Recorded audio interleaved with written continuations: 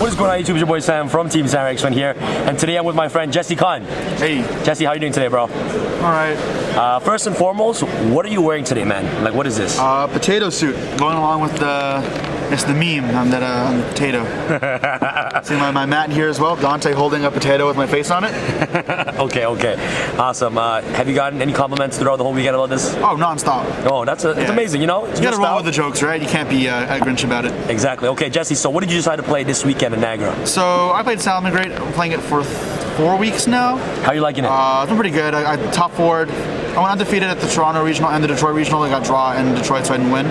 So you were like 9-0 at Toronto Regionals, right? 9-0 Toronto, and then 7-0-2 in Detroit. I went X2 affiliate, lost to Ryan and Luch to Utopia double twice, because this deck does an issue with that. But then Niagara played it again today. It's a top 32. I lost because I drew pre-poor game 1 and 3, and then lost in time in top 32. I went X2 in Swiss because I played pretty badly Team 1, to be honest. I just did not play well. Right. I think this deck is very, very strong. Has 0 bad matchups. Combo decks are pretty good because they're not ending on insane boards and you can crack them. Right. Dweller just destroys those decks right now. With Nibiru pretty well just because like you have extenders to push through it. Right. Or like even if they have to kill you the next turn because all your cards just come back anyways. Right. You also can play your own Nibiru. So the deck's very flexible. I have a question. So, you know, we all know that you love Thunder. So why did you decide to just switch up Thunder for SALAMANGREAT? The reason is Nibiru. There's no feasible way to play through it while also covering over the base. So when you're doing a deck build, you have to find the problems the deck has, and you deck builds to solve said problem. Right. But with Nibiru, there was no way to solve that problem while also making sure you didn't lose to other stuff and the other problems. So because there was no way to solve the deck to where it would still be like well-rounded. Anything else you want to say before we start with the video? Shoutouts to Game Nation, my team. I don't have the clothes on right now because I have this big old potato suit. Yeah, check them out. Then also check out one of my close buddy Aaron Furman's YouTube channel, Nerdy Jersey. Yep, Nerdy Jersey, subscribe. Also to Sam, obviously. Why aren't you subscribed yet? Thank you so much, Jesse. So the main deck is the same for all the regions I played, but the extra deck the side deck's a little different. I can say it's only 3 cards. So yeah. So the one-ofs. Salad monsters, we got these. Chain blocking, hitting back row, which is a decent amount, and level 4 for Dweller. Recycle cards, really shit to draw, do this a lot. Yeah. It's 2 Jaguar because a lot of people play Call by the Grave, DD Crow, Shark Cannon, and then there's Desires as well. And this card's so important that you have to have one. So that being said, I just never wanted to play without it. So 2 of them, and it's not terrible. I mean, it's not good to draw by itself, but like, it's better than Falco, which I do a lot by itself. 3 Spinny, extender. Don't know why I wouldn't play 3. 3 Foxy, very good. Also, don't know why I wouldn't play 3 extender and Surge Power. 3 Buffalo is like the best, one of the best cards in the deck. This card's insane. Chain block, draw 2 cards, fills up your grave. It's just so insane, and there's so many good like non-engine cards in the deck you can draw onto. It's just so broken. Like this card is so good. My ideal hands always have these. DC Archiver, another card that pairs well with this. How good is this card? Huh? How good is this card? It's very good. It's not broken, but it's pretty strong. Like the main thing is it gives you a lot of 2-card combinations that lets you play into Stalio and Gazelle, and there's also just extra value as well. It's more grave effects, and you just keep using it over and over again. Like I like Recluse and other stuff, but the way the deck is designed, I want as many like revivable cards over and over again. Also with Buffalo, so like it made it so that Reclusia was just not the correct call, right? Or other level 3 extenders, so this was the best. Being a Cybers also was good because I played Transco Talker, and you can only summon Cybers when you use Transco Talker, so that's good. Right. So okay. Yeah, very strong. I also use some cool chain blocking stuff with it, which helps a lot because now your deck's a little more fragile to disruption. So yeah. Cool. So that's all the like engine cards, and just Nibiru. This card is insane. Like I think it's really, really good. So I don't play 3 just because the deck's the biggest weakness is just not seeing playable cards, which was like one of my losses in Swiss, and then like the reason my hands weren't that good in top 32. So yeah, you don't want to brick on it, but like you have a lot of draw power so you can see it as well, and you don't need it to win either against combo, but it is so good that you should play it. Especially because you can get Stalio back as well to use it again in this deck. Right. That being said, so yeah, I don't want to see multiples, especially game 1 where I can go first, so just 2 of them. 100% there should be 3 in between your main and side. Card is nuts. Maybe people start straying away from Striker more than the 3rd one goes in, but yeah. This is probably the best monster in the game right now. Three Phantasmes? It just fixes your hand, it's a big beater, it stops targeting. It's just so insane. It triggers Wolf as well. This is probably just one of the best cards in the game right now. Okay, fantastic. Like, Nibiru is really good. This is just insane. Like, I know it's expensive, but like, if you can, you just need to play these in like any deck except against Striker. Right. And 3 Ash. I don't think hand traps are that good, to be honest. Like, Veiler and Permanents just aren't amazing. They're very limited what they can do, and they only trade averagely. That being said, Ash is only good because it's a fire. You can add back with Sunlight Wolf. Exactly. If I could not, I would not play it. Okay.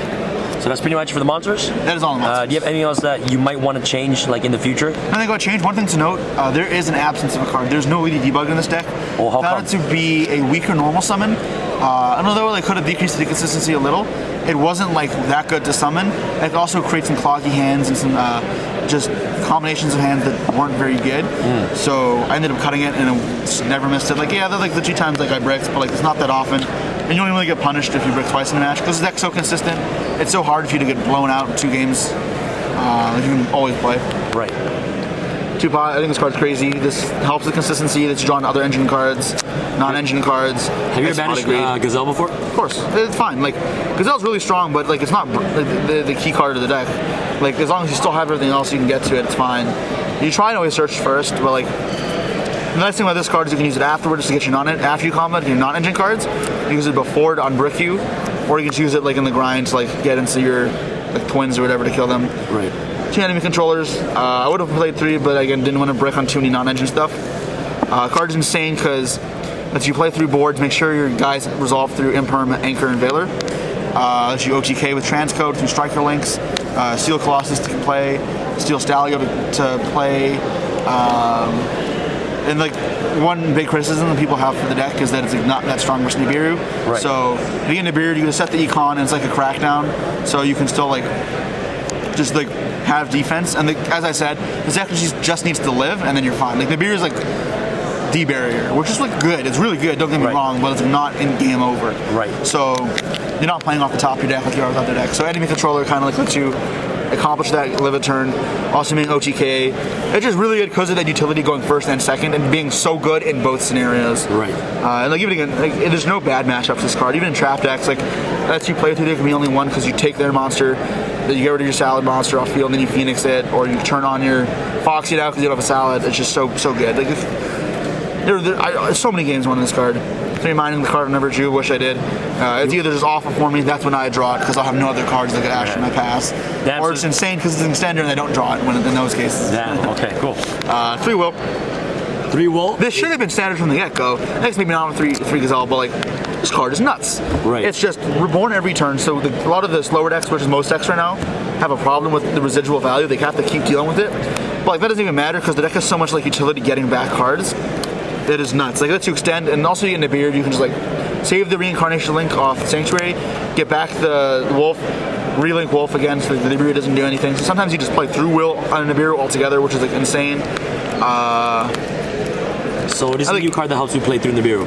Yeah, and it's just an extender. Like, it has no limitations on it. Like, the card is broken. It has 2 effects. You can go like Soul Charge or you can go Revive. It just doesn't target. It's hand or grave. It's so nuts. You keep adding it back or with Wolf and Falco, and like I just cannot comprehend why it wasn't played in more than 1 before. Right. The 1 Circle, obviously, and the 1 Sanctuary. Those are the spells. Alright, so spells are perfect as well? Yeah, considered foolish, but like kept drawing it with Just Buffalo, and that's just really, really bad. Yeah. It was just like another card that combos the pairs of other stuff, like with Archiver and Spinny. It's not a bad card, but like it was just super average, and like I wanted to keep the deck at 40 cards to keep up consistency. Because this deck is like pretty fragile consistency-wise because of the limitations, but once you get going, the deck is very, very, very like resilient. Yeah. All right, so that's pretty much for the spells. Yeah, and then the traps. So you play 3 Desires. Now that it's a slower format, you're okay seeing this. I don't like this card. I wanted to play 1, but like people I worked in the deck with, Asala, Deshad, and Bowden, like wanted to play 2. So yeah, like I was okay not ever playing with this card. And like I'd side out 2 copies sometimes because I don't think it's that good. Right. Yeah. Alright, so that's pretty much it for your main deck. Stalio, 1 Stalio just because I wanted to play Transcode package that like you can use Econ to kill them like every single time. If they ever left themselves open, you can just end the game. It's really good because it forces them to play aggressively against a deck that's incredibly strong. Right. Without having a hand. And if you could do that, then like you can punish them with like Rage and Econ. But like, if they didn't do that, you can also just transcode them because they're playing too passively, which happens a lot for Striker decks that keep searching and engage. Did you ever miss a second one? Yeah, a little bit, but like it's so easy to put back.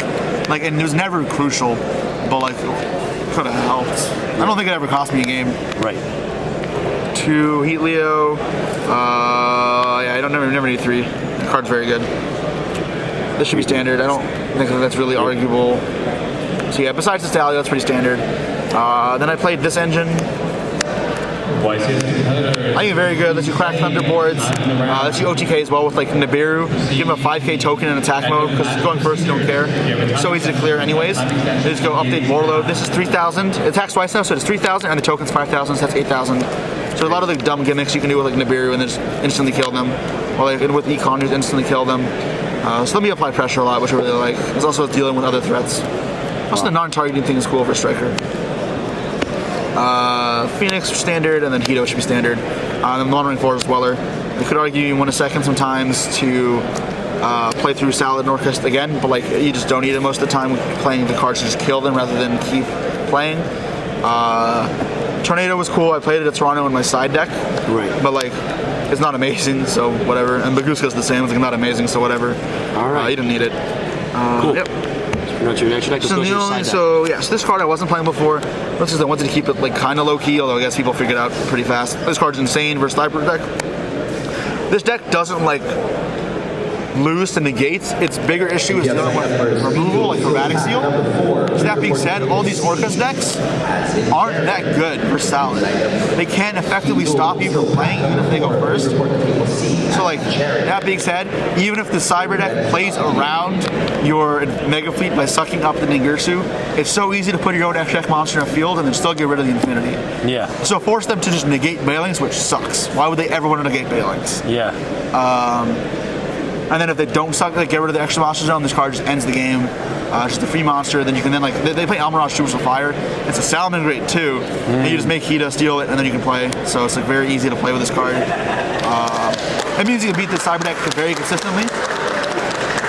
So yeah, one of this, the third Nibiru and the third Econ, just for going second, and these are incredible. Both cards are just insane. It's just a matter of not wanting to brick on them going first, game one, and matchups they're not amazing in. One Pankratops is I had 15 cards, I had 14 cards in my side deck, and I'm like, I went to something that like helped me in some of the more awkward scenarios. I never drew it. It was whatever. I don't think I did at least. No, I did draw once. I didn't do anything though. 3 imperms? 3 imperms. So this was no material because it like destroys Lunalite Orcust and like pure Orcust decks. However, no one was playing that in North America, so they all played Cyber Orcust, and this is better versus that deck because it's either an interrupt end their turn, or you can use it on your turn to negate one of the Infinity or whatever, and then like you can play through other stuff. So it shades 1 to negates, which is fine for this deck, or it ends their turn. So yeah, it was okay. Like I don't think this card's amazing. I would never main deck it, but like it's all right. 2 Mind Controls, bait on negates, and then the mirror match just kill. Exactly. Very strong. Didn't play 3 because it bricks. But with enemy controller as well, you just don't want that many. 3 twins, it's broken, standard. I think twins better than Cosmic because your entire deck is graveyard effects. Exactly. I never got why people like Cosmic over twin. And 3 shared rides, and this card's maxi for Striker. It's good in the mirror as well. Just because if you go first, they do a bunch of searching. It means they can't add back with like Wolf without giving you cards, which is fine. Against Thunder as well, it's good because like they search a lot as well, and then going second, you can use it to play through Titan. Like if they have Titan in the field, they go Dark Effect. You chain into the Dark, they cannot pop a Titan anymore, which means you get to establish Bailings and then not get popped the next time. But also you draw with off the Dark Effect, so it's like an upstart that also stops them from popping you, which is worth it a lot. And then like even like if they don't do that, they just establish the board and you crack it. The next turn is almost guaranteed going to consist of like start with Thunder Dragon Fusion effects, and then they're going to try like Machine Gun Thunder Dragons. And if they do that, this just means they can't. So they have to be more conservative, which is fine because if you're like slowing them down and it replaces itself, it's never just a neg one. Exactly. It's worth it. So yeah. All right, Jesse. So that's pretty much it for all your side deck. Anything else that you might want to change in the future? Or it's okay for now? So yeah, I think this Luna deck won against. It may win here as well, and there's like 1 or 2 still in top 8. If the deck does win, I'm pretty sure regardless I'm playing no material. The card is really, really, really good versus that deck, as well as like versus other Orcus decks and some other niche stuff. So I'm in side deck obviously, but so no material. Besides that, I really thought the deck was incredibly good. Like when I was at Toronto, I just didn't drop. I dropped one duel. Detroit, I dropped 2 duels. Like not matches, duels. Like the deck was performing very well for me. Until top 32, I didn't lose a duel. Today, yesterday, all the duels I lost were one was the bricking, and the rest was all me screwing up. So that's my fault. Just was not playing well.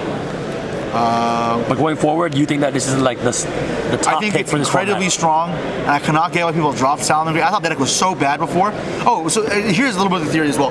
So Salamanger, like its biggest issue, and the reason I thought it was just very, very, very bad last format. How come? Is because the deck has a weakish turn 1, but every turn after that is incredibly strong because of all the free value you're going to keep getting every single turn. Yes.